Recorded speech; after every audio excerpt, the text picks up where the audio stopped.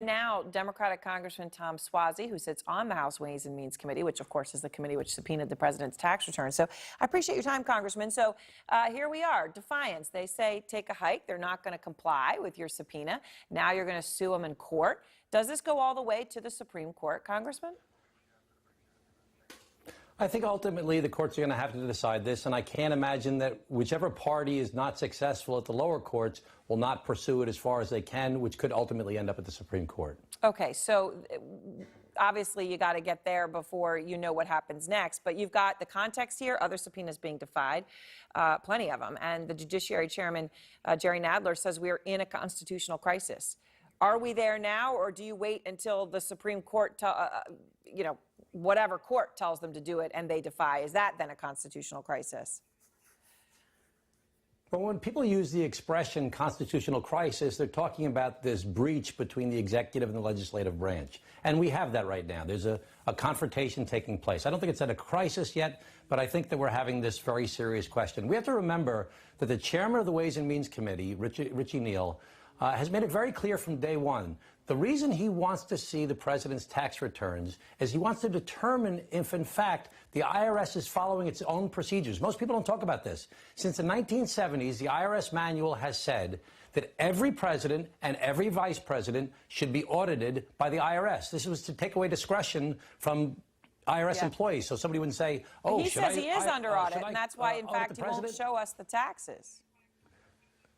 Well, we have to see if he's under audit now that he's president of the United States of America, and we have to see, in fact, if the IRS is complying with their own manual. You know, we saw the president, as part of the Mueller's report, when he doesn't like something, he'll call somebody up on the phone and say, hey, I don't want you to do this. Now, Don McGahn came out and said, I'm going to do it my way, even though the president is directing me otherwise. Well, do we know if the IRS commissioner is following his own procedures, that every president and every vice president is supposed to be audited by the IRS? So to this point, though, when Secretary Mnuchin says that you lack a legislative purpose, as you point out, right, your chairman is saying the purpose is to look at how the IRS audits presidents. But why do you need Trump's returns to do that?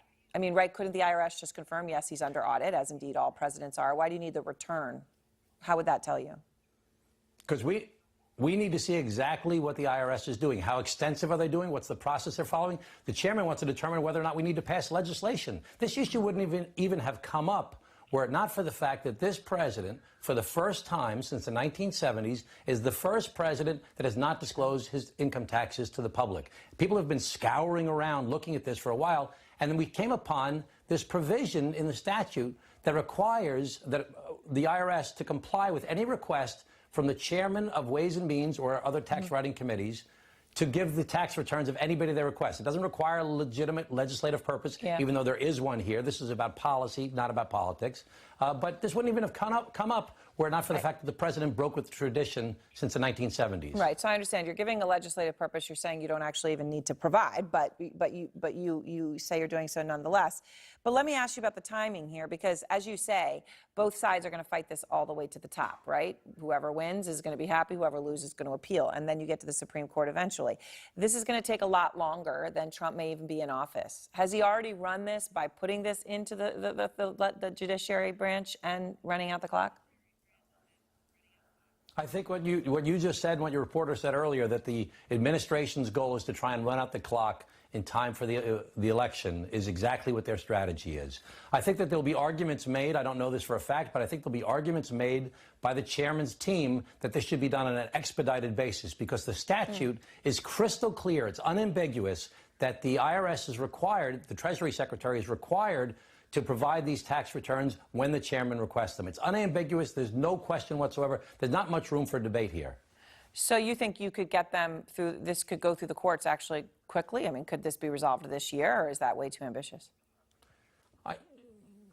Listen, I'm trained as a lawyer and I'm trained as a certified public accountant, but I think that there's going to be a lot more qualified people than myself to handle the law and the accounting in this matter that will be employed by the committee to actually get this thing moving as quickly as possible and to dig through these tax returns once we get them. So, Congressman Suozzi, in terms of what you do now, the Treasury Secretary obviously defying this subpoena.